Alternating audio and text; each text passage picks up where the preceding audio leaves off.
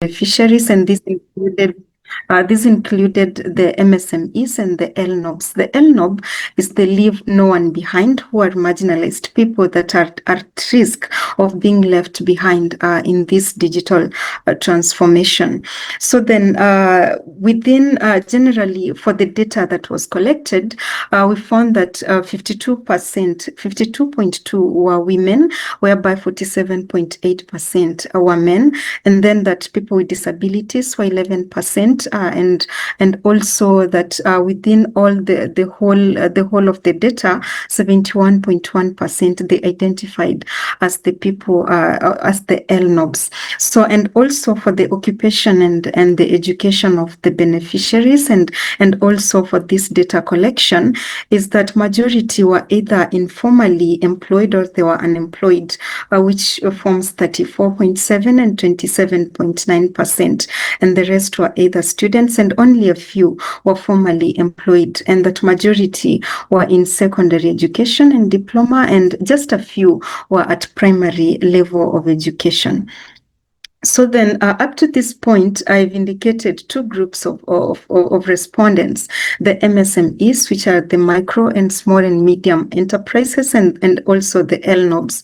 We did data collection that was going to inform the curriculum for the DigiKen program, and the curriculum has different interfaces. We have digital entrepreneurship, digital financial literacy, media literacy, regulatory compliance, intellectual property, and artificial intelligence. So these are the different layers of the curriculum, and the whole aim is that through this curriculum, the beneficiaries are able to leverage digital platforms for their economic and even social development. So on digital entrepreneurship, these were the percentages. We tried to understand what are the confidence levels of these beneficiaries when it comes to digital entrepreneurship. You can see that around 37.1%, they indicated that they are very or extremely confident when it comes to identifying a digital opportunity. So if it's going to a platform and saying, I can identify a digital opportunity as an MSME, they can do that, but they do not have confidence in other aspects. So for instance, they do not have majority of them, they do not, more than half, they do not have confidence in website and app development basics, and they also do not have confidence in scaling or also using automation for their businesses on digital entrepreneurship. And then for digital financial literacy, we saw that 62.1%, when it comes to using online and mobile banking, they felt very or extremely confident. But when it comes to aspects of whether they have awareness of financial, whether they're confident when it comes to financial data privacy and protection, and the majority indicated that they do not have confidence in this, and they also do not have confidence in cryptocurrency and blockchain. So with all this, we also wanted to understand whether their formalization, because right now in Kenya and in many countries, you can leverage digital platforms to formalize your business. So we also sought to understand their awareness on regulatory compliance when it comes to digital platforms, whereby majority said that yes, they know what a business license is, but then the majority of them had indicated, as I will show in other slides, that as much as they know, many have not already, they don't have a business license, but they know what a business license is. And they cited aspects such as cost and knowledge. And intellectual property was the least. They had very little awareness when it comes to intellectual property. Why this is important is that majority of them are coming up with new ideas of developing things, of developing products, and it's important that they understand how they can protect their innovation, so that it's not just about having a digital skill, but also using even digital platforms to protect their own innovations, and to also know how they should protect other people's innovations, so that they do not infringe on other people's IPs. And also artificial intelligence, majority were aware of it, but they do not have experience on it. So we looked on both groups, also for the LNOBs, for all the interfaces that I have presented. So then to the findings, we could see that when it comes to digital entrepreneurship, here we have indicated a list of how they felt confident, whereby the red is when they don't feel confident at all, and green is extremely confident. So when you look at the MSME side, on the left side of this screen, you can see that majority, they do not have an understanding of when it comes to an understanding of website and app development basics, and it keeps decreasing to scaling. They do not have awareness, and they're not very confident when it comes to scaling their digital business opportunities. But then when it comes to identifying a business opportunity, you can see that some indicate that they feel confident when it comes to that.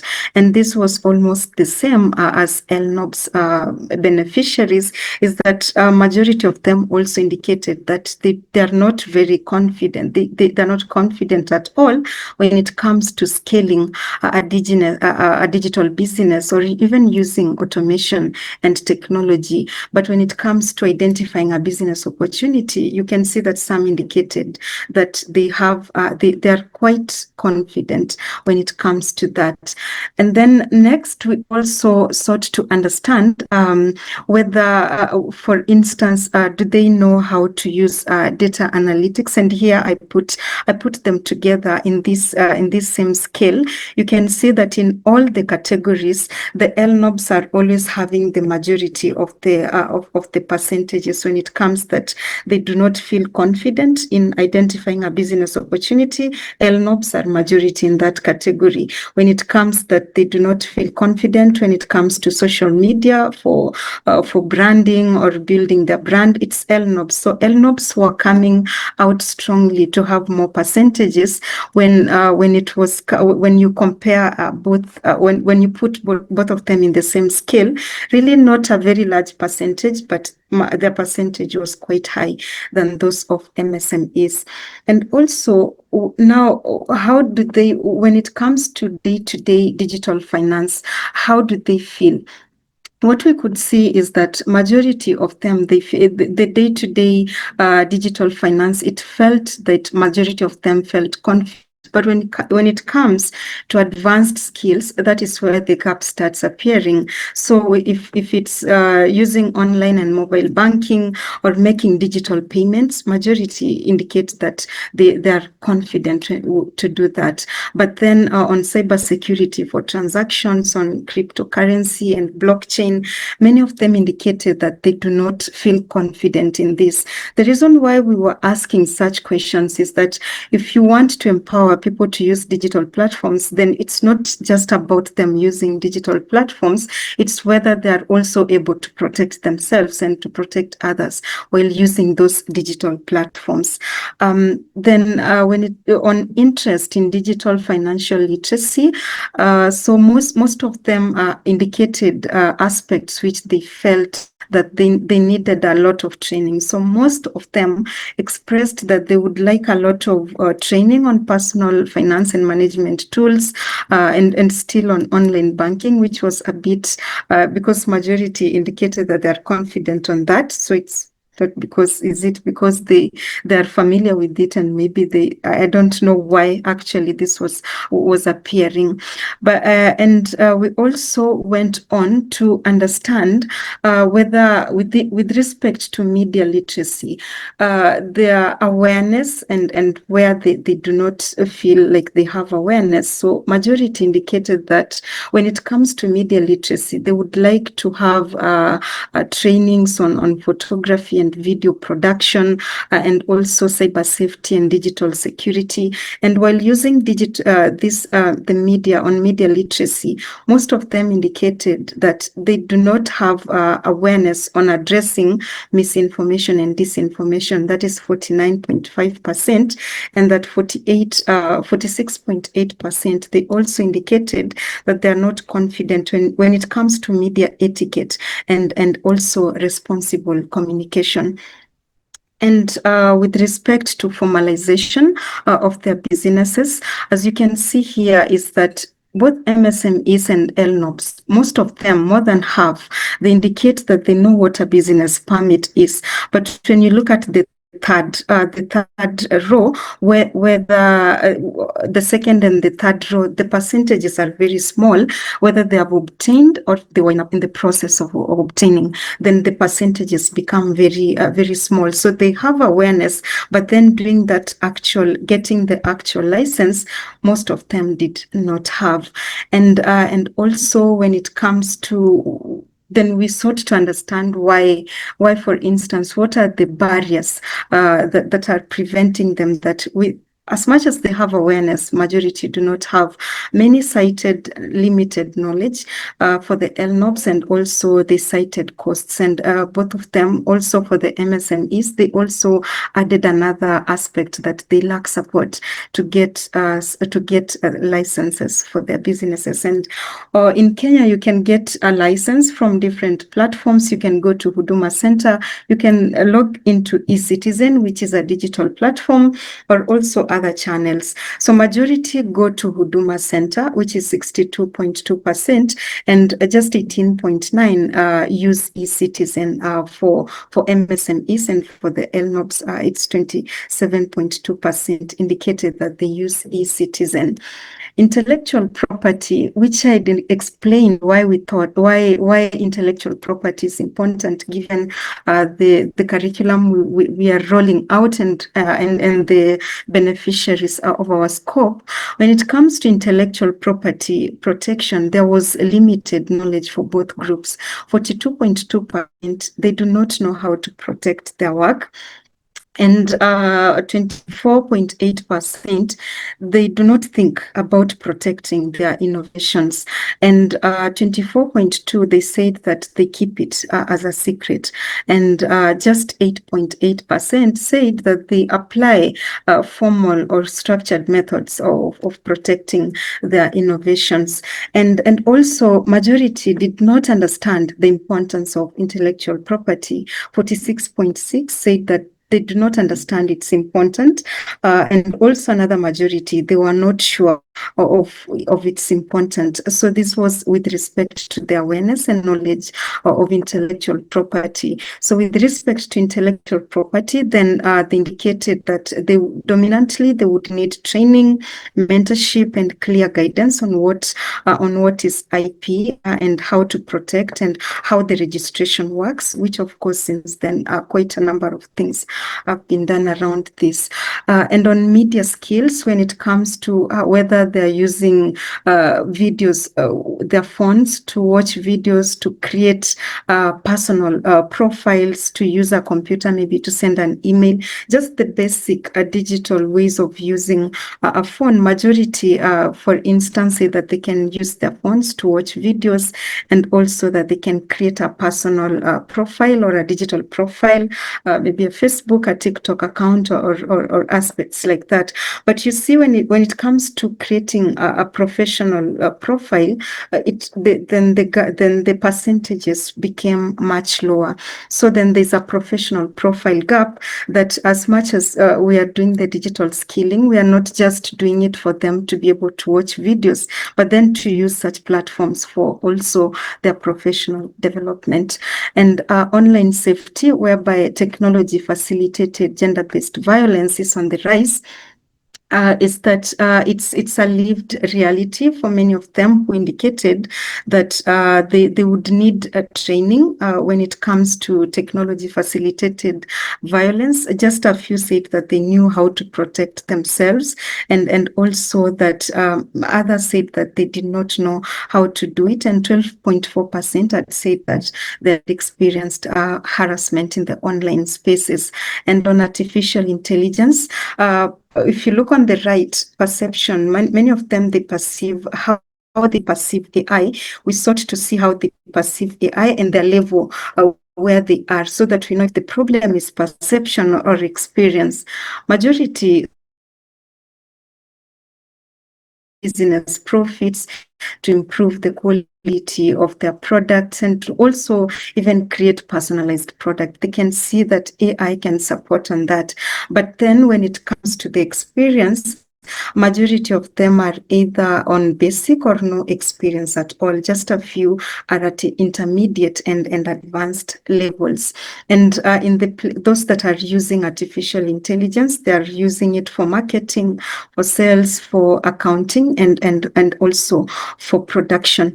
We also had qualitative aspects of this data collection, and to get qualitative aspects from the different hubs, and the qualitative perceptions, because what I've presented is quantitative, is that when it comes to digital skilling programs, the participants or the beneficiaries, they have high expectations that they hope that when this, they hope for practical skills, they need immediate application. For instance, young people in this, the experience that they have high interest in freelancing and earning through digital platforms. And for them, those are like the low-hanging fruits where they would like immediate action immediately they finish a digital platform. And also in most hubs, young people, they perceive digital skills as an opportunity, and that the older members, they felt that maybe it's something they should leave for their children and not for them. That is on the second row. And on the third, women, they indicated that they need flexibility in training schedules so that they can balance between family duties and learning. And also learners with disability asked for inclusion. And the barriers to adoption were connectivity, devices. Many indicated if they could be given devices, and maybe a little bit of language barriers, and also their preferred modes of training. Interestingly, many preferred English as a mode of training, and a few on local languages, but there's need for doing translations, and that they can put 2 to 4 hours per week, majority of them, and that many also indicated they would prefer hybrid or in-person workshops. So I think that is a repetition. So then what this means is that from what we've presented is that digital curricula could go beyond technical skills, also into CV and application writing, jobs and gig search, because if what they want immediately is a job, then a technical skill should be coupled with other non-technical skills for a digital skilling program to be a complete package for the beneficiaries. And also within that report, because if we are rolling out a curriculum to grassroots levels, a digital curriculum, then majority of the beneficiaries express skepticism towards the program. So then the first recommendation is to involve the county departments, maybe the county departments, and integrate these programs within county youth empowerment initiatives, so as to reduce the skepticism that the learners are going to have towards the particular program that you are rolling to them, and also to have women-specific interventions so as to create women-only training cohorts, and to have flexible training hours. And as others had indicated, to have devices. Of course, giving each and every one of them a device might not be maybe feasible, but having like a device lending library whereby partnerships can be done, in where beneficiaries can have access to devices that they can use and live there, and having economic subsidy for online data so that majority of them do not drop off while a curriculum is being rolled out. So what this leaves for partners, for for national governments and county governments. They could create job pathways that can recognize the skills people gain from this program, so that it can be a nationally recognized certification that they can, with also jobs that they can move into without resistance. And for program partners to also partner directly with access to jobs and gig platforms, because the moment you approach the beneficiaries with a digital platform, is that many of them want jobs and they want to see economic gains directly from them. So when it comes to accessing jobs, it could be easier to partner with such platforms where the program is being rolled out.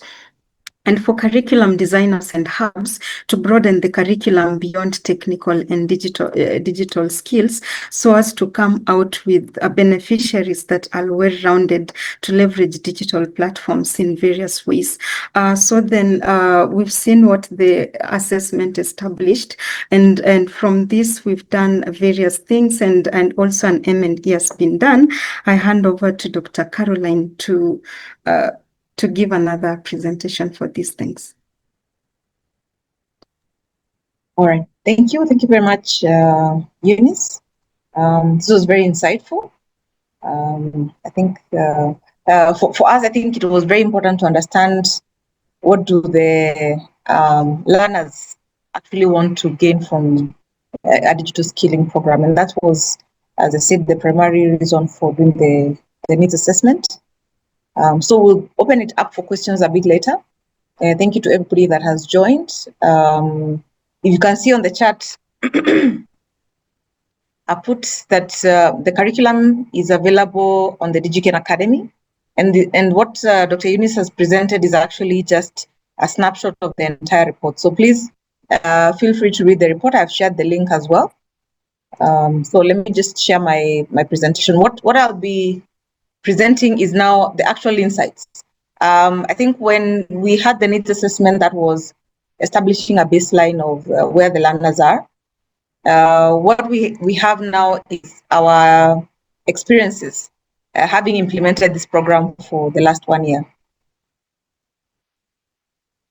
Allow me to switch off my screen for purposes of connectivity.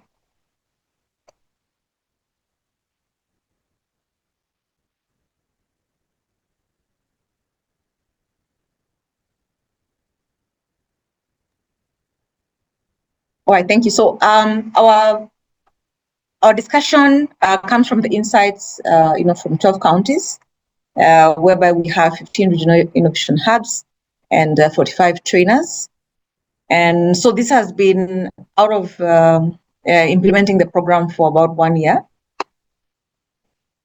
So what we wanted to share with you is, things that we found from interacting with the learners and interacting with the hubs, and also being part of a monitoring exercise whereby we actually get to see what does digital literacy mean to people at the grassroots level. So the first thing that we understood is that we were not taking technology to people. It was very important for us to understand who these people are, what are their needs, again, based on age, education, their culture, their language, economic status. Those are very, very important things to determine how are they going to view digital literacy? How is it going to change their lives? Because sometimes access to technology doesn't necessarily guarantee effective use. Because even when, as we went around, we realized a lot of people have smartphones, but the usage, even as Eunice showed in her report, is that what people use the phone for, maybe either for entertainment or for checking certain things. They may not be able to then go a step further and say that I may be able to take up a digital course, or I may be able to register my business through the eCitizen. So for us, our approach involved, first of all, listening to the communities before this, introducing the digital literacy curriculum. And that's why we wanted to understand how do they want to be trained? Do they want to be trained in person? Do they want to be handheld?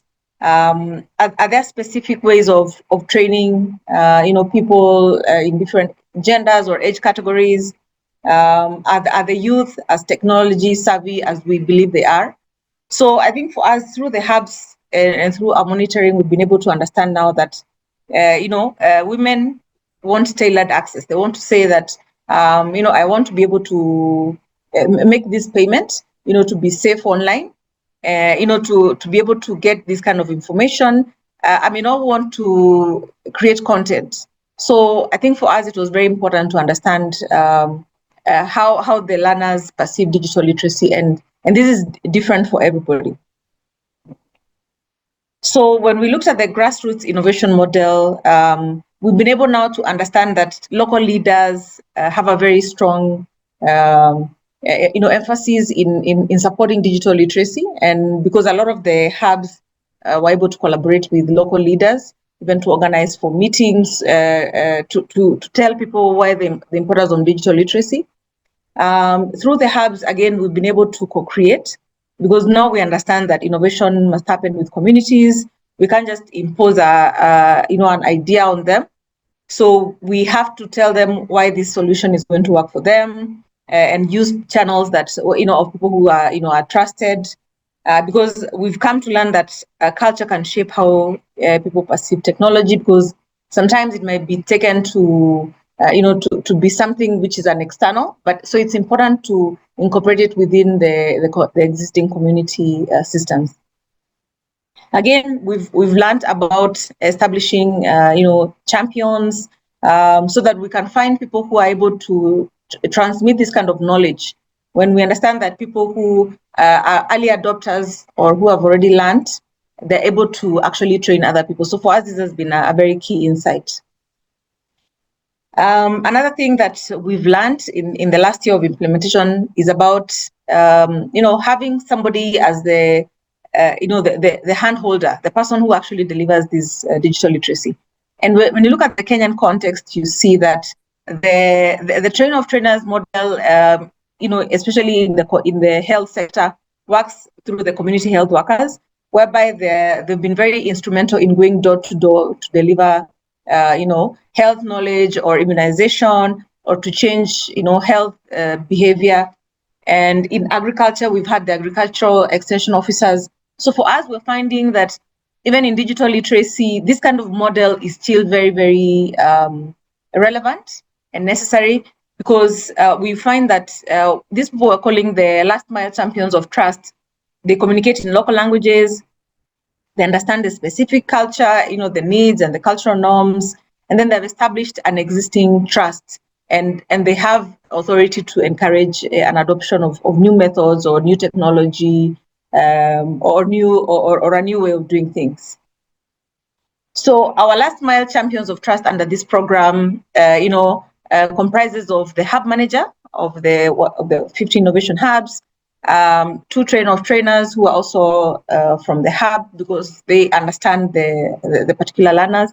And we also supported by a trainer from the African Girls Can Code. Again, this is a network of trying to say that these girls who have been trained can also come back and actually deliver this kind of training. It's a way of showing how training can have a bigger effect in the community. So what we have found is that a lot of trainers are now taken as the resource base. We've heard from the hub managers, from the trainers, that once the learners are locked in, they tend to call at different times of the hour, different times of the day. They want to say, okay, I want you to tell me about this. I want you to explain this. I'm going through this curriculum, but I didn't understand this part. The assessment was so difficult, and I failed 2 times. So I think for us, there's been a very key learning that the extension officer model or the health workers model must be translated into digital literacy learning, because people at the village levels believe in communal learning. And so the trainers, then we have to support them to have not just technical skills, but social skills, because they're the ones who the learners call upon at any time, at any given time. We're also seeing that these last mile champions of trust also use their own ways of popularizing digital literacy. They might use barazas or political meetings or churches. We had from a hub that used something called Sauti ya Boda, and this is in Tegla Lorupe.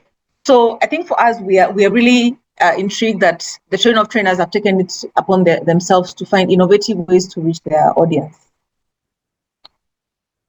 Another thing that we found is that people don't want a skill that doesn't improve their lives. So when we meet these learners at the ground level, they want to say, how does this actually lead to an improvement of my life? How does it help me increase my income? Young people want to gain skills for self-employment, productivity. So we have also learned that a practical real-world, projects are able to reinforce learning better than theory. And this we've learned even through some of the hackathons that we've done, where we've had girls who've been trained, for a short time, maybe a 3-week hackathon. But these girls were able to innovate and actually come up with solutions that were, relevant to their community. So we've learned that it's better to have a digital, skills curriculum that directly links to the outcome. When we look at the female MSMEs, when we actually ask the women, what do they feel that this curriculum or getting a digital literacy skill, would help them in? For them, they are very practical. They say that I want to be able to access market price information, to access financial services, reach customers in another area other than where they're selling, and to record daily sales and expenses, use mobile money safely. And for the farmers, for the women who are farming, they wanted to understand how, when it's going to rain, what are the weather predictions. And they also wanted to tap into modern farming techniques. So it was very, as you can see, some of the feedback that we've picked, because this is actually an image of ladies that we found, in the lakeside region when we were doing our monitoring, that they are very practical. They said, if I'm going to learn a new skill, it should be able to help build what I'm already working on. Another insight is that, green businesses are already existing in rural communities. When we talk about green and digital innovation, we sort of have a very high level thinking about it, recycling, circularity. But we found, by talking to the innovators and by talking to the hubs, that a lot of people are already, doing water conservation, water recycling. They're doing renewable energy solutions, sustainable crafts. So it was very interesting to see that the MSMEs only need now to digitize their green businesses so they can be able to tap on the digital platforms. So we can say that the green economy is already rooted in our communities, and digitization is now about connection, of these green businesses to markets, to digital markets. So, for example, somebody in recycling can be connected to waste collectors. They can track production. In the case of somebody who's keeping bees, and some of them can now use the mobile applications to engage better with their customers and after sales support. So this was a very good insight, so that we don't feel as if we're introducing the concept of green businesses for to the local communities. Another thing that we found is that when we talk about virtual learning or a digital platform, it needs to work, for the realities of the people who are learning. Of course, digital literacy for us, we expect that somebody should be able to go and learn online. But the lived realities are that, people are not available to, to just use their phones all the time for learning, because they have work, family responsibilities. Again, they want to, to have that human element whereby they attach, to facilitators. And we found that these actually, the ones who are attached to facilitators were able to do completion of modules. So for us, we've had to introduce more of in-person learning as opposed to, the virtual learning. So there's a category that can do virtual learning, but we are now very key in, strengthening the hub ecosystem so that they can offer more in-person training, because we found that learning must be adapted to the community realities.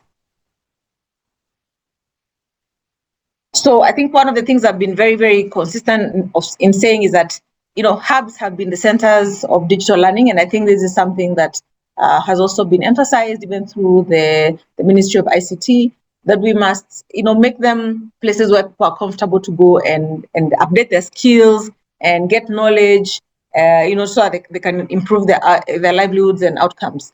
Because, hubs should be the places where people can go to, even discuss learning with other people. The infrastructure at the hubs actually makes it easier for, people who don't have, data or internet, to go and pull this kind of resources. And then it's also a way of making sure that the program becomes sustainable, so that these hubs continue serving the community even beyond any project that comes to offer digital literacy.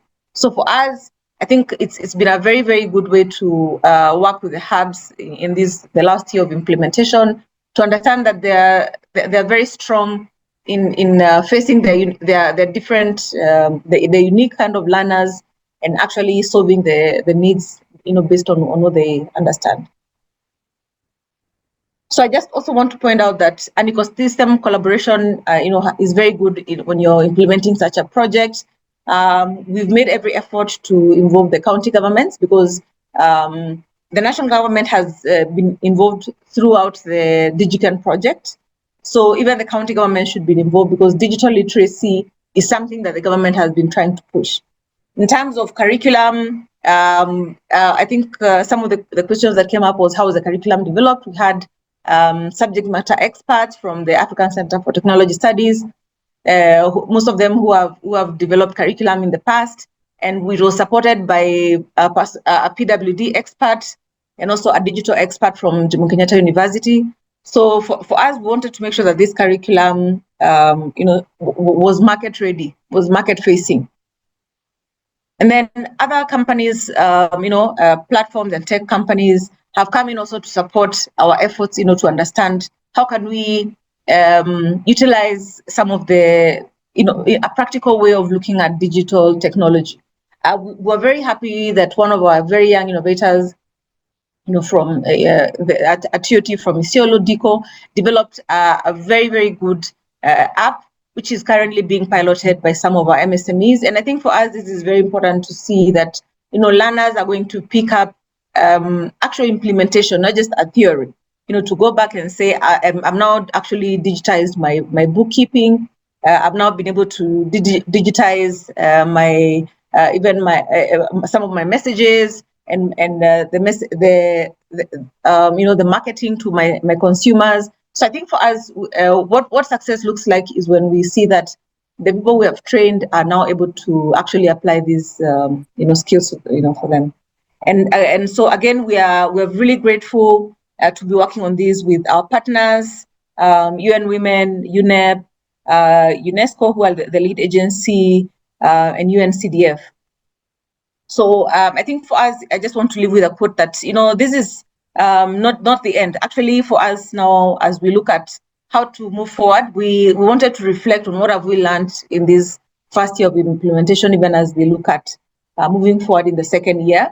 So we want to continue getting these insights from, the grassroots, from the learners, so that even for us, we can be able to, evolve and have a different understanding of what digital literacy means, for everybody, because people are not homogeneous in how they consume technology. So for us, it's very important to hear from the learners, from the beneficiaries, from the trainers, even from the local leaders. How has this, digital literacy program impacted livelihoods at the community level? All right, thank you very much.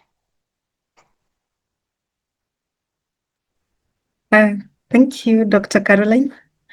And I congratulate you and hand over back to you.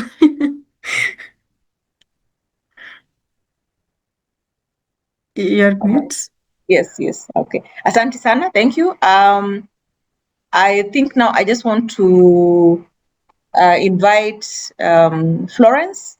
Florence, so I think one of our partners from the DigiKen partners is here.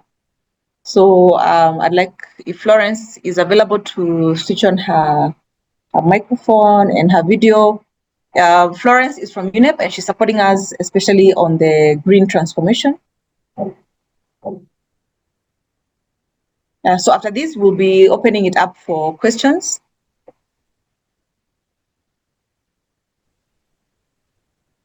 Good afternoon, everyone. I don't know if I'm audible. Yes, we can hear you.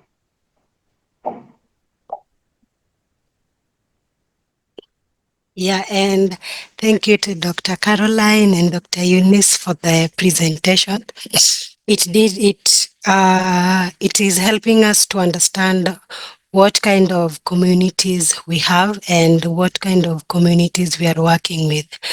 So from whatever that have been presented, my view, especially when we talk about what we mean when we say that the digital literacy from a grassroots perspective, and how has this evolved. So my view is that from the reports that already been presented is that nowadays the information out there has changed, because earlier on when you go to a community and ask them about digital, because earlier it was about someone being analog or digital. So if someone wanted to identify themselves with digital, then they'll ask you if you can provide for them maybe a mobile phone that can help them get access to the social media. But from what has been presented, it's so clear that it now means much more than just knowing how to use a smartphone. It's more of also, it's not just about accessing the internet, but nowadays this digital literacy, it forms a pathway, and now people are looking at it into how it can be used to improve livelihoods and also accessing these government services and running businesses and also finding employment. Because one thing that came out from the presentation is that, for example, what Dr. Karen have presented, that women in business were asking how they can access a larger market, not just from their locals. Then you will realize that it's not all about being able to access the internet, but what more can this digital thing do for us? So it is a mind shift, and also we now have to think of how we can get to bridge these emerging technologies that is coming in, and how we can help our community. Also, if we talk about looking at the meaningful in accessing the internet, like doing it even more, not just enabling them to access the internet. So again, one important finding from this is that internet access alone is not enough, just as I've said earlier. So, but again, these many communities have a lot of barriers, because some will tell you they are not able to even do one or thing, maybe sell their produce on internet because they lack the internet. They lack the bundles to access the internet, or maybe they have limited practical digital skills, or even low awareness of the digital opportunities. So if they get into the digital world, then they'll be able to know how to access these opportunities, and even access the trainings that are free, that can enable them to do all that. Yeah, so I appreciate you, Dr. Caroline and Dr. Eunice, for the report that has been presented. So all this we are just doing now from UNEP side, has been mentioned from UNEP.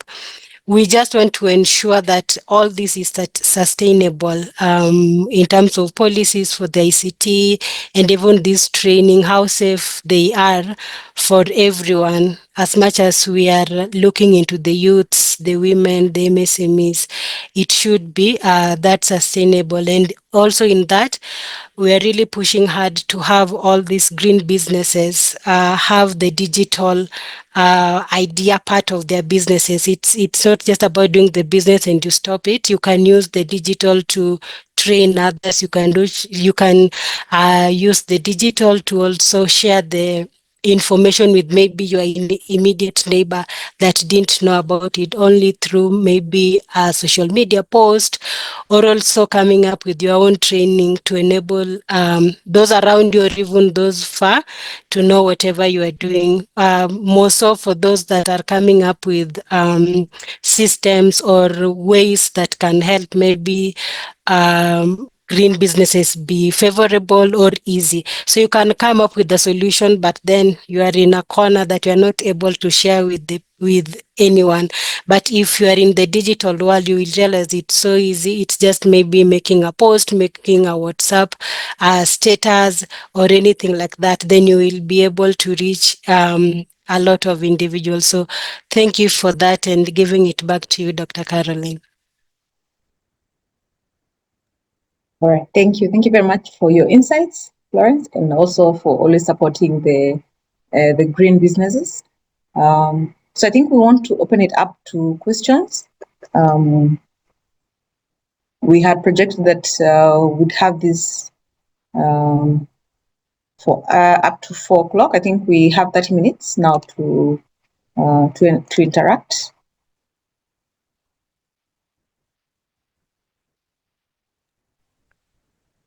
Joyce, do you want to unmute and ask your question? Joyce Antonio, would you like to ask your question? Yes, I would. Okay. Good afternoon, everyone. First of all, I'd like to congrats both of the daughters who made the presentation. It was clear. For me, it was first time to watch or to consume this kind of issues, but it was very clear. I'm so sorry, my English are not good, but I would like to know how can we attract people to consume professional content. I saw that it's very common to have in our social medias some contents that are not more professional. It's more daily or everyday routines. And me that I'm talking, I would like to create content, sharing my journey and sharing what I used to do in my professional matter. But sometimes I'm afraid to start because I don't know if the public will consume it or not. So I would like to know how can we attract people and how can we guarantee the quality of what we post, because we have a lot of things inside of us. And thank you. Okay. Okay, Antonio. Thank you for your question. I hope you're comfortable listening in English. Do you speak Spanish or Portuguese?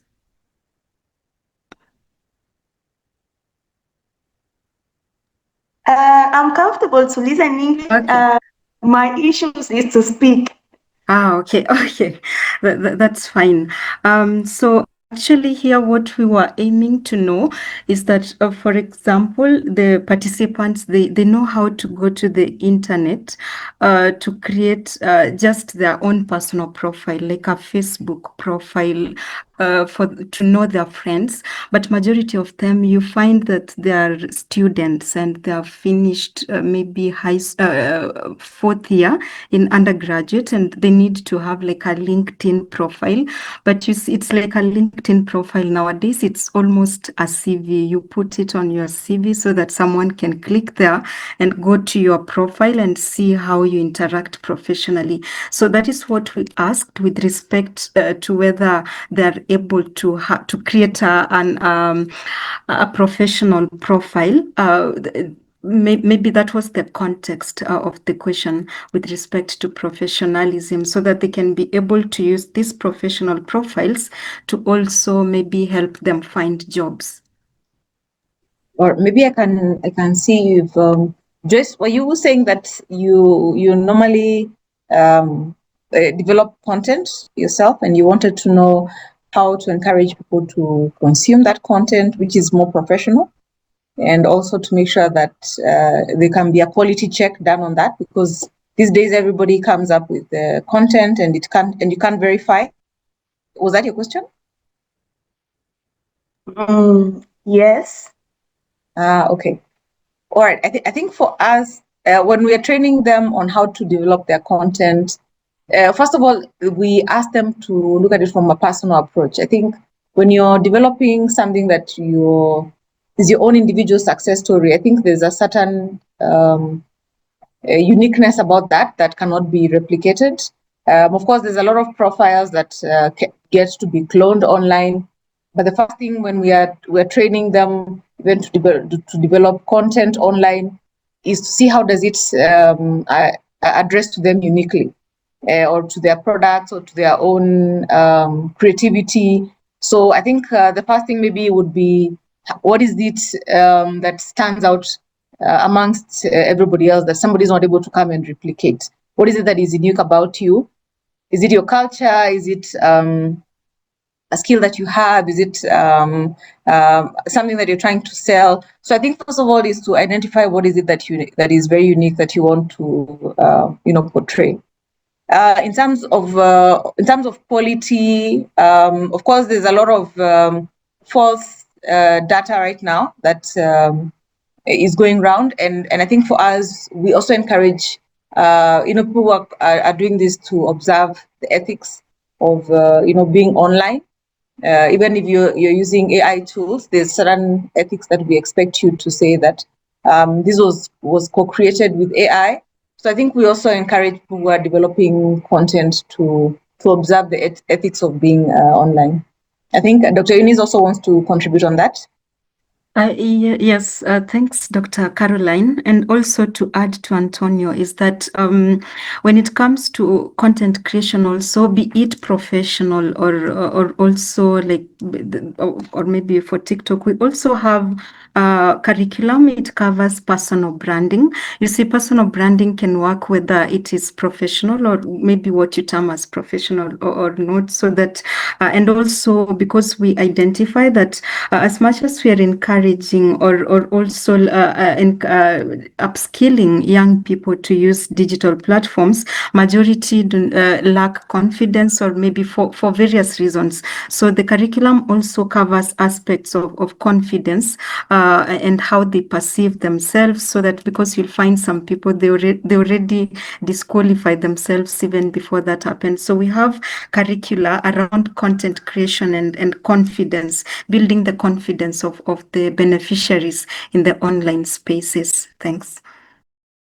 All right, thank you. Florence, do you also want to come in? Yeah, what I wanted to mention, I think Eunice have said about our module on the content creation. I think it will help a lot. And also just to add on that is, nowadays you should go with what is in the market already. If you want to make professional content, maybe I would ask that you may do it practical.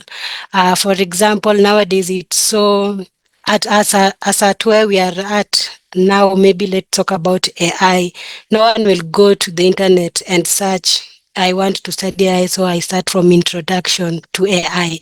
Maybe I'll go specific to how can AI maybe help me manage my daily work. So I go specific to what daily work I always do. So maybe number one thing I'll encourage you to do is to, while making the content, make it practical.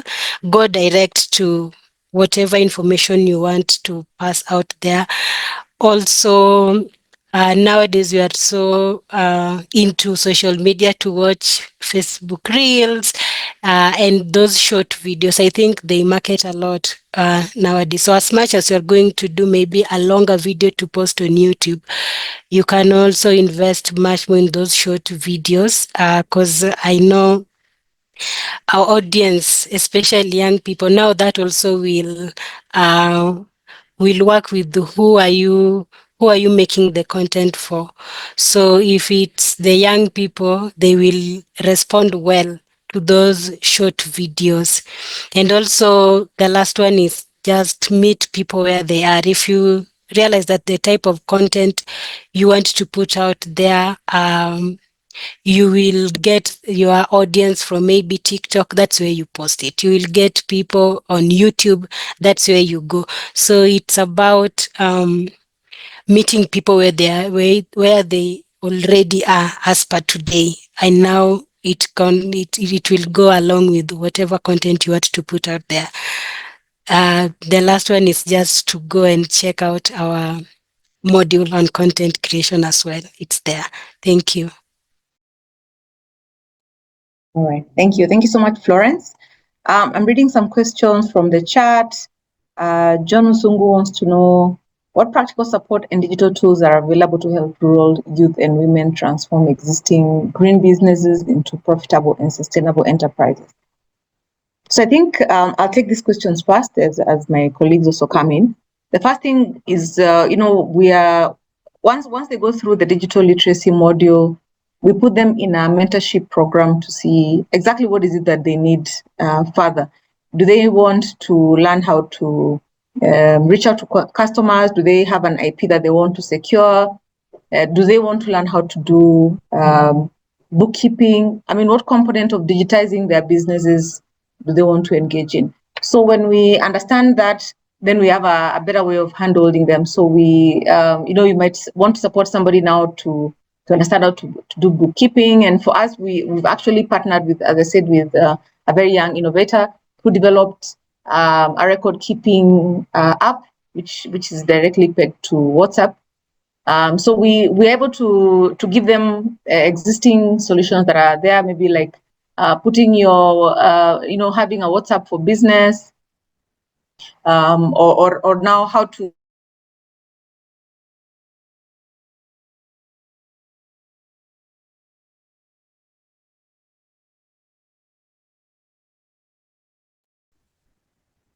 Did I lose Caroline? literacy program. What do they feel can transform? What is the gap they feel they still have, even after learning about digital literacy, learning about accessing credit, learning about protecting themselves, learning about the money platforms where they can get loans. So we work now based on that particular needs assessment. I think I can invite also Eunice in case she wants to add on to that. Yes, thank you, Dr. Caroline, and also still on you, John. Also, with regards to green businesses, what we've observed not only on DigiKen but also as the Green and Digital Innovation Hub is that for me, sustainability for us of green businesses, it also boils down to compliance. So you'll find that majority of them are they compliant to ESG, for instance, environmental, social, and governance, and also the curriculum tries to incorporate that. There's actually, being taken through a very basic way of ESG training in the curriculum under regulatory and compliance, and also even under the mentorship that Dr. Caroline has stated, we specifically have a trainer for the green businesses because it's very broad to say what sustainability would mean to them, but moving into the nitty-gritties in a mentorship, it can be clear where exactly do you need support. Is it compliance or is it a tool that is needed? But on a curriculum level, we begin with ESG training. Thanks. All right, thank you. We have a question from Stanley Moniki, who says he's a student at Machakos University, and he's interacted with developing skills-related programs for kids and teens at grassroots communities. So he says that the findings are for parents, but somehow reflect down to the children. And do we have any findings on teens and kids in the same lines? So for this particular program, we didn't target, learners who are below 18 years old. Again, because they would need parents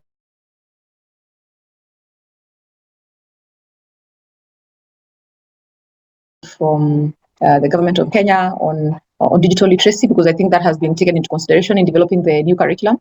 So unfortunately for us, we don't have, the perspective of teens and children in consuming digital skills.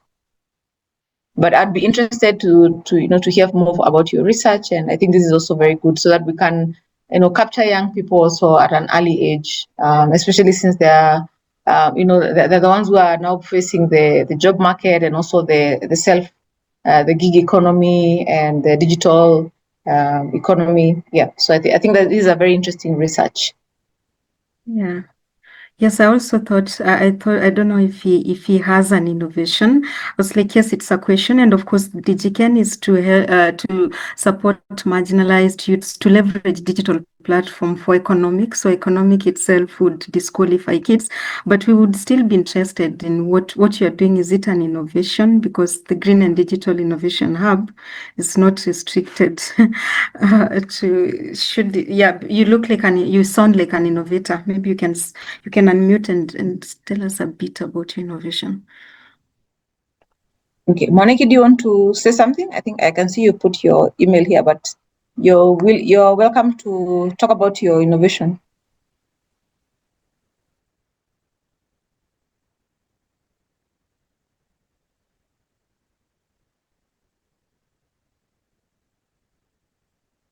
Okay, you can continue if he's not able. Okay, all right. Yeah, all right. Again, we have a few more minutes before we close the webinar. So in case you have any questions. Okay, Monique can't talk right now. Are there any other questions? Any insights or anything that you wanted clarified from the report? Alphonse, go ahead. Yes, good afternoon. Afternoon. Are you developing any curriculum that can be used in the rural areas on these digital tools? Yes, we've actually developed a curriculum. I had shared the link to what we're calling the DigiKen Academy, which is an inclusive platform whereby somebody learns based on their own capacity. So we start with the foundational digital skills, teaching people how to use phones, how to access computers, how to be safe online, media information literacy, and then you gradually go to a bit more complex skills. That's now advanced digital literacy. So by the time you get to the fourth module, you're now looking at things like SMEs. How can they be investment ready?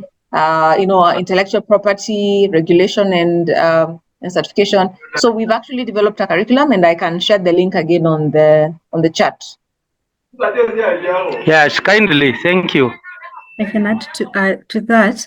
So Alphonse, I don't know what motivated your question, but to also add on that is that if you would like to train rural people on this curriculum, we can onboard them on the GDIH through the Green and Digital Innovation Hub in the platform, and they will be able to do the training, which is free, and they get certification. So if you are asking for other, maybe you want to do training for other people, we can support you on that to onboard them to the Green and Digital Innovation Hub, and they can do the training for free. Thanks. Just on a follow-up, I'm training some youths around in Port Victoria on digital tools, and I think it will be great if they can also access and then be certified. I think that will help us a lot down here. Yes, that would support. We can give you our email, and we take the discussion further after this. Or actually, Alphonse, text us your email, I think, on the chat, so that Dr. Eunice and I will reach out to you and see how we can support you with that.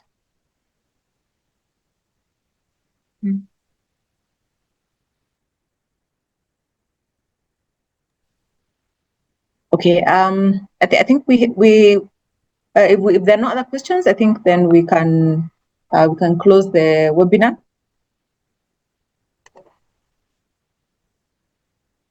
I think I know some people have been asking about the presentations and if they'll be available.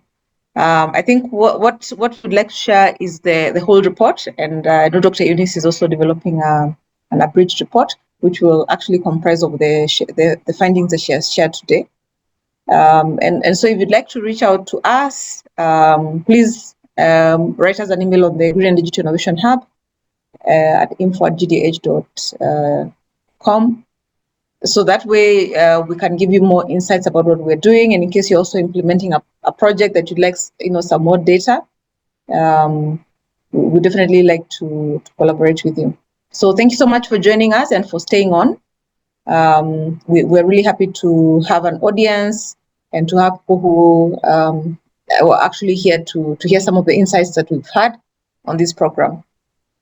All right, thank you for joining us from all over the world. Thank you. Bye, everyone. All right, bye-bye.